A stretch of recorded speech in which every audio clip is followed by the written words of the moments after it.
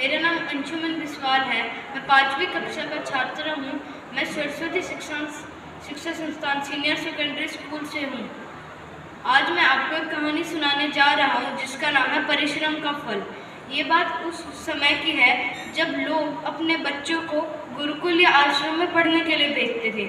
जब बालक वरदराज भी 5 साल का हुआ तो उसके पिताजी ने भी उसे आश्रम में भेजा।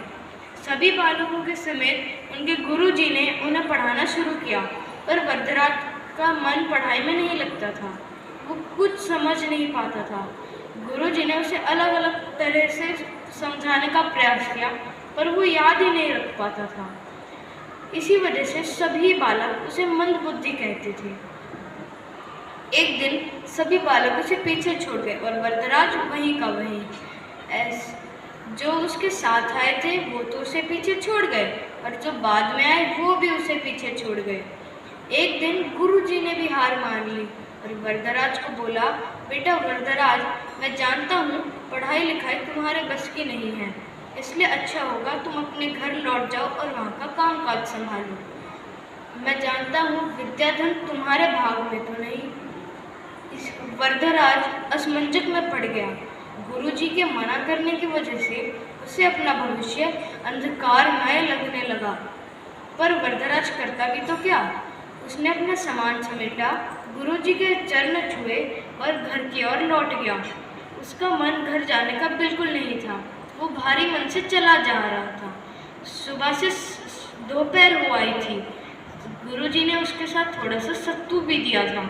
उसे बहुत भूख और प्यास लगने लगी। तभी उसने एक कुआं देखा जिसमें रस्सी की रगड़ की वजह से कठोर पत्थर पे निशान पड़ गए और मिट्टी के घड़ों को नीचे रखने से गड्ढे पड़ गए हैं।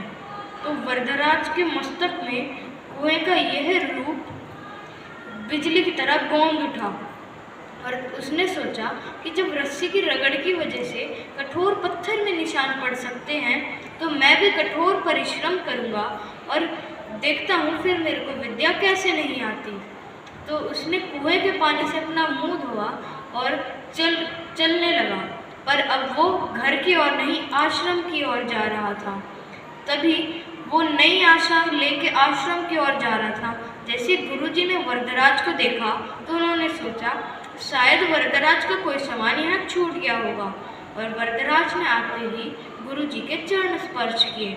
गुरुजी ने वरदराज से पूछा, बालक वरदराज, क्या तुम्हारा कोई सामान यहाँ छूट गया है जिसे लेने तुम्हें वापस आना पड़ा?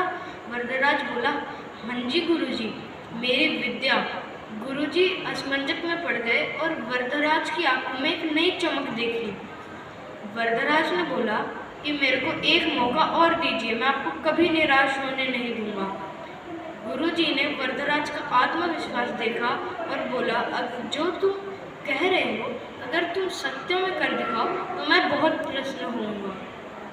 फिर क्या था, वरदराज जुट गया पढ़ाई में। उसने दिन रात एक कर दिए, रात भर पढ़ता और प्रातः दिन में सबसे पहले उठ जाता।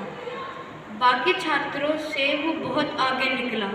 अब उसकी गिनती भी बुद्धिमान बच्चों में होने लगी। इसका सबसे अच्छा लाभ हुआ कि जो पाठ उसे याद करना पहाड़ चढ़ने के बराबर लगता था, अब वही उसे सरल लगने लगा था। वरदराज में आए इस परिवर्तन को देख गुरुजी भी आश्चर्यचकित रह गए। और क्या आपको पता है, वरदराज आगे चल के संस्कृत का बहुत बड़ा ज्ञानी बना। वाल्मीकि जी के बाद वरदराज संस्कृत का सबसे बड़ा ज्ञानी था।